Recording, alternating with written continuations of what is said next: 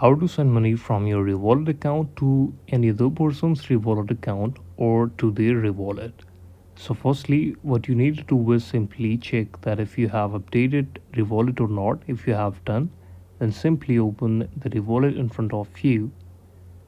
I will simply select the Revolut and then open it on my iPhone right now because I don't have it right now. I should install it.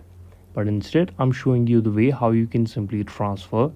This is nothing, this is very easy for you to do. What you have to do is mainly click on the Revolut application, open it on your iPhone device, then click on the scan or to pay someone on your Revolut home screen. Then you simply have to enter the Revolut number they have registered their account from and confirm the amount and transaction, enter your PIN, and yes, you are successfully transferring amount from your Revolut account. This is the video. Thank you so much for watching this.